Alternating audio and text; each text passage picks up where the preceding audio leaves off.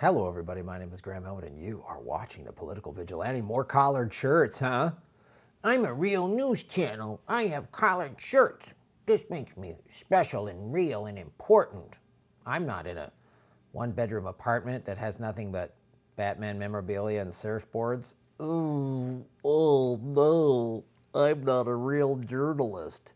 Thank God, because they're full of lies, just like the DNC. This is a shocker. The DNC is stacking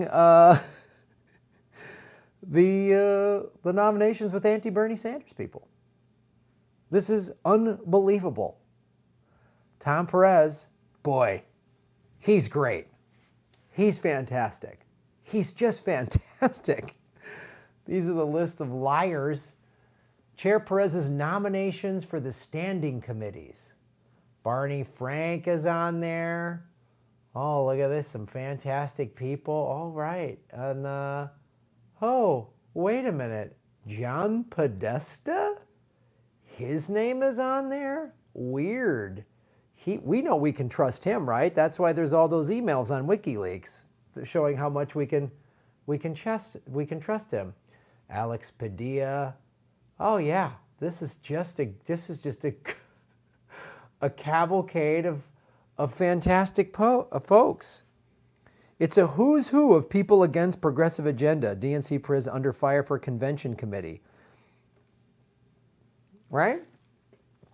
Bakari Sellers, he was a Kamala Harris surrogate and a surrogate for Hillary Clinton in 2016.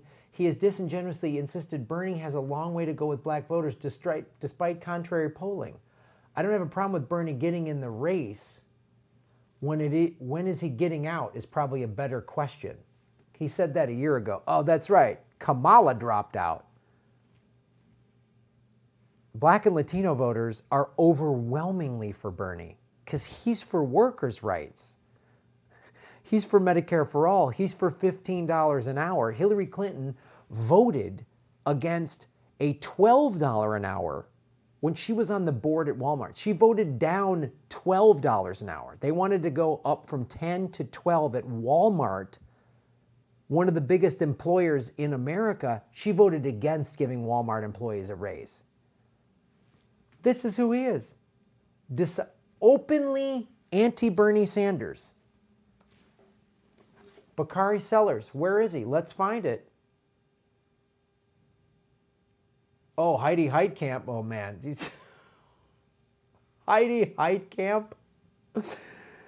She was a, quote, Democrat that was in favor of fracking and oil up in North Dakota, so much so that an actual Republican, because she was like, you know, a half an inch to the left of a Republican, came in and beat her in a red state.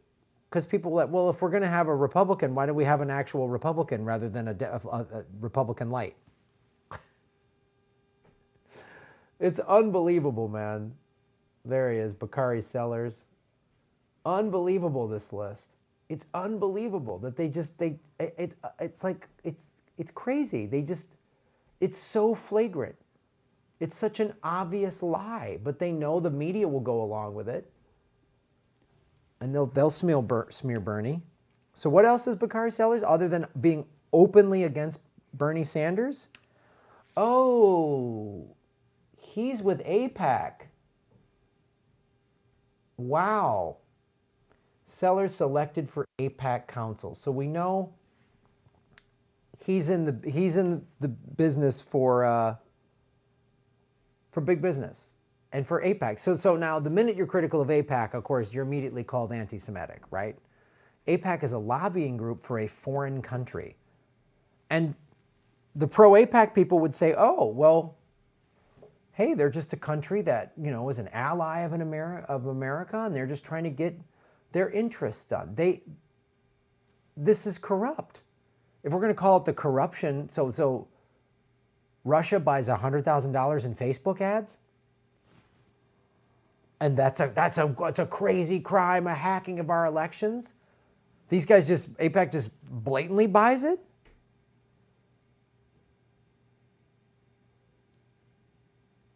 Why are they doing this? Here's why.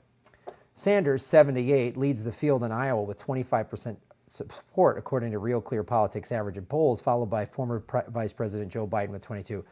How come they don't list Biden's age? You ever know? It's always Bernie Sanders, 78 years old, and Joe Biden and Liz Warren, who are all in their 70s. If we're going to talk about age, let's talk about everybody's age. Joe's in his 70s. Liz Warren is in her 70s. Should we bring up the fact that Tulsi Gabbard and Mayor Pete are both in their 30s? Are they too young to be president? Are they too immature? Are they inexperienced?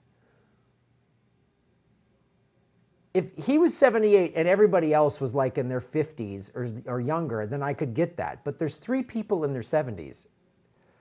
Age is an issue because if you're 78, you're president. Oh, your health. Could he get sick? Could he get ill? Could he Alzheimer's? Those are legitimate things to ask, but then you need to ask that of Elizabeth Warren. You need to ask that of Joe Biden. But I just want to show you these little things. Even this article, they just got to plant these little things. Joe Biden, we don't have Joe Biden's age. Joe Biden, whatever he is, 76 or whatever, how come his age isn't there? But Bernie's in the lead. He's leading in all the polls. He's going to probably win Iowa, probably going to win New Hampshire. So they got to try to do this. They got to try to stack the deck with the superdelegates. But didn't the DNC learn its lesson and reform after 2016? They adopted major reforms, boo, corporate media talking point, that included reducing the outsized influence of unpledged delegates, known as superdelegates, which Sanders supporters asserted gave Clinton an unfair advantage. No, you get rid of superdelegates. This trimming back is part of their scam. And we're seeing it. They trim back the superdelegates, but they keep trying to push this to a second ballot so that the superdelegates can come in. Why? Because it is stacked full of these clowns. These openly anti-Bernie Sanders, anti-progressive, take corporate money. That's who's on this list. That's who's on this list.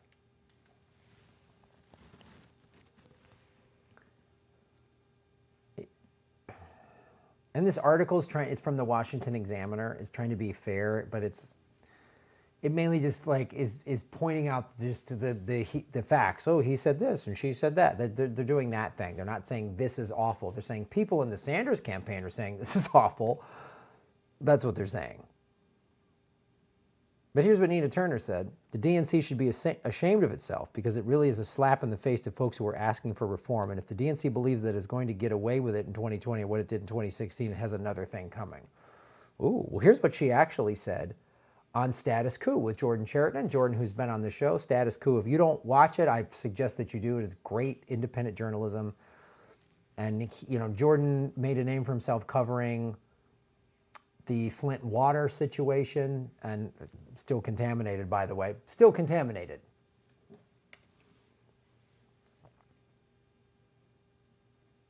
I want to ask you, you see with the DNC right now, I know your focus is on Iowa, but a lot of Bernie supporters and progressives are very worried. They just announced their committees for the DNC convention.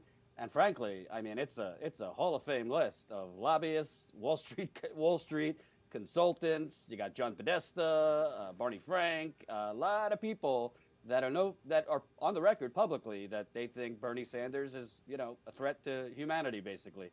Obviously, you got to focus on Iowa, but so far the campaign has been publicly felt that there were some reforms made by the DNC that were good. But, I was on that committee, George, But this does not look like an even playing field. I don't see many progressive-minded people on that committee. And if we're getting ahead of ourselves, but if it's, Bernie has the most pledged delegates, but not the actual number to clinch it, these people don't look like they are arbiters of a fair process. No, I mean, it's very disappointing to see Chairman Perez build a list of this magnitude. It also shows a lack of understanding about what the grassroots asked for post the 2016 election. It is an embarrassment. The DNC should be ashamed of itself because it really is a slap in the face to folks who were asking for reform. And let me just say this, that if the DNC believes that it is going to get away in 2020 with what it did in 2016, it has another thing coming.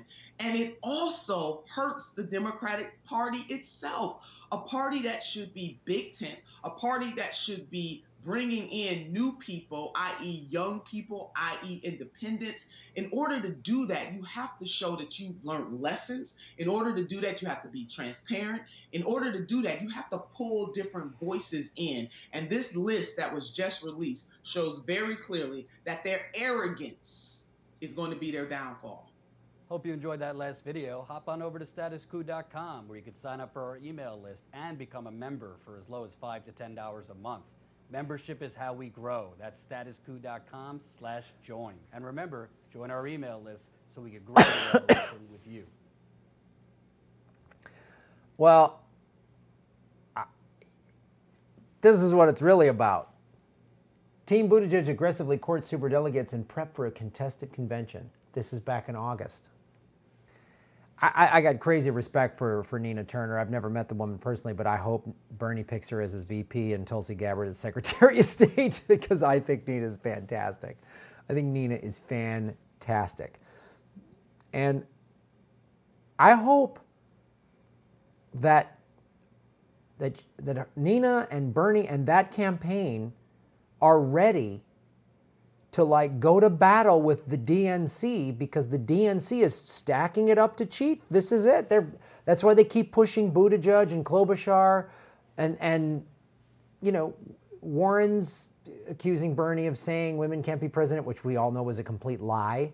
He never said that. 30 years ago, he was saying women can be president. You know, 30 years ago when Liz Warren was a Republican that was lying about being Native American when she isn't. You know, when she went to Harvard and stole a Native American woman's spot at a major university. There's a woman on a reservation that could have gone to Harvard that didn't because of Liz Warren. So this is the Democratic establishment. Pete Buttigieg, when he was a senior in high school in 2000, when he was 18 years old, wrote a whole letter, a column basically as part of an assignment saying that he thought Bernie Sanders was bold for calling himself a democratic socialist back in 2000.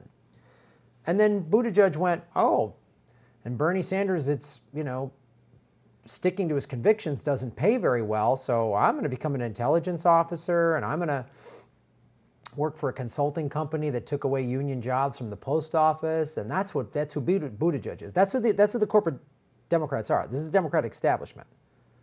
So this is all part of their long plan when they were going to reduce and when people were like cheering, yay, we got the DNC, we got all these things. No, this is why progressives sometimes are suckers. They just take these table scraps and say, oh, we got no, major reform would have been superdelegates are done. You're done. That would have been major reform. So what's everybody going to do? My question to Nina Turner, what are you going to do when this list of blatantly anti-progressive, anti-Bernie Sanders, pro-corporate, pro-war, pro-banks Democrats steal the nomination from Bernie again? So when she says you have another thing coming, I want to know what that means. What does that mean? What are you going to do? What's this convention going to look like? Chicago in 1968? What's it going to look like? I mean, what are you going to do? I applaud her calling it out, and the thing I like about Nina Turner is she doesn't mince words. But is Bernie going to stand up and endorse Mayor Pete again after he got cheated like last time? Because I'm not going to suffer. I'm not going to sit for that. I'm not going to sit for that. I'm not going to sit for that. So, and guess what? If you put a centrist in there, if any blue will do, folks, if you put a centrist in there, you're going to lose to Donald Trump again. You put a centrist in there and you lost to Donald Trump. The any blue will do neoliberals, college educated, have nice jobs in big cities. You know what?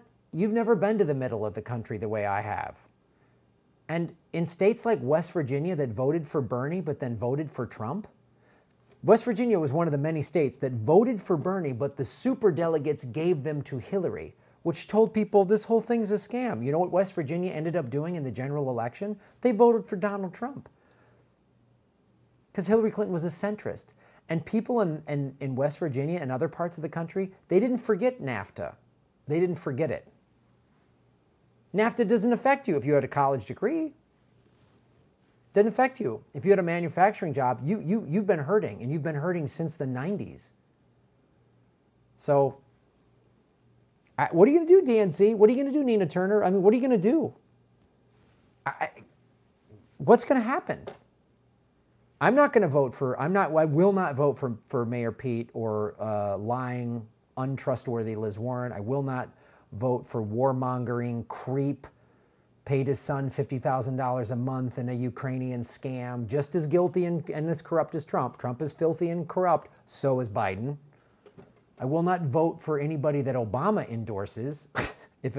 Well, I don't know that he's going to endorse Bernie Sanders, but if they screw over Bernie, and it's one of these centrists, Obama let the bank steal my house. So I don't have any respect for him or any of his people that worked in his campaign. I don't care what they have to say. They stole my house. They're evil, corrupt warmongers. Obama dropped more bombs than Bush. And if Trump gets a second term, it will be entirely the Democrats' fault. It'll be Tom Perez's fault. And if you don't realize that, and you don't take to the streets when that happens, I don't know what else to do. Because if they think it's 2016 again, they got another thing coming. What does that mean? You're going to just storm the stage? You're going to say no? Or Bernie and all the Bernie's going to go, the hell with this. I'm running as an independent. That I'd love to see. And he's going to bring Nina and Tulsi and AOC and folks like that with him. I'm down. That would be great. That would be a political revolution. And then Bernie wins as an independent. He defeats the Warren, Biden, Buttigieg, Klobuchar, boring centrism, no one can't wait to lose ticket. The losers like John Kerry and Mondale and Al Gore who played it, the played it safe centrists. Did I just list 3 former presidents? Oh no, I list 3 losers. 3 Democratic losers who ran on a boring centrist plan that did nothing, that excited nobody. Say all you want, but Graham, Trump's bad and blah, blah, blah, blah. Yeah, list all the bad things about Trump. Fine. Give a better alternative. You can't run on Trump's bad. You have to run on, I have a better plan. That's what Bernie has. His Medicare for all, his $15 an hour, student debt forgiveness. How are we going to pay for it? The Federal Reserve just gave $6 trillion to Wall Street. And you're watching this going, Graham, I never heard about that. Exactly. They're not telling you that. That happened over the last 3 weeks. They didn't tell you that. You want to know why? Because we're talking about impeachment and Adam Schiff's ridiculous play that he's putting on. We're talking about Liz Warren. Oh, is Bernie sexist? We're talking about that nonsense. We're not talking about all the money we spend in Iran. We're not talking about the Democratic Party that voted to give Trump an extra $132 billion for his war machine. We're not talking about that the Democrats in Congress voted to extend the Patriot Act. We're not talking about that. We're not talking about the fact that I drive through just Los Angeles and I see one luxury apartment high-rise after another going up on every other block, and there's people living in tents. The Democratic Party has its head so firmly up its stupid neoliberal ass that it is going to let this psychopath Trump get reelected because of this crap. So what are you going to do? I will not vote. I will not vote for a centrist, loser, uninspired, boring, Klobuchar, Buttigieg, Warren, Biden, loser ticket, corporate pragmatism, idiot ticket. I will not vote for that. I voted third party in 2016, and I was called a Russian asset because I voted for a female doctor. And people who say that are dumb. They have moronic brains. They don't understand how the Electoral College works. They're idiots. So this is what the Democratic Party is going to do. They're doing it in real time. What are you going to do about it? Well, thanks for watching the show, everybody. Like, share, subscribe. Go to GrahamElwood.com for all the tour dates. Ron Placone and I, February 8th, will be in Tucson, Arizona. The 29th, will be in San Francisco. March 12, 13, 14, Orlando, Tampa, and Miami. April 24, Seattle. April 25, Portland. Excuse me. May we are in Indianapolis, Detroit, and Cleveland. June we are in Nashville and Louisville. Atlanta to be added soon. July, Chicago and Milwaukee, right ahead of the Democratic Convention. Yeah, I'm going to be there. August, we're going to D.C., Richmond, and Philly. September, we're going to New York, Boston, Portland, Maine, and Burlington, Vermont. All those ticket links are at GrahamElwood.com. Patreon, Rockfin are all there as well. Shave your knuckles for justice.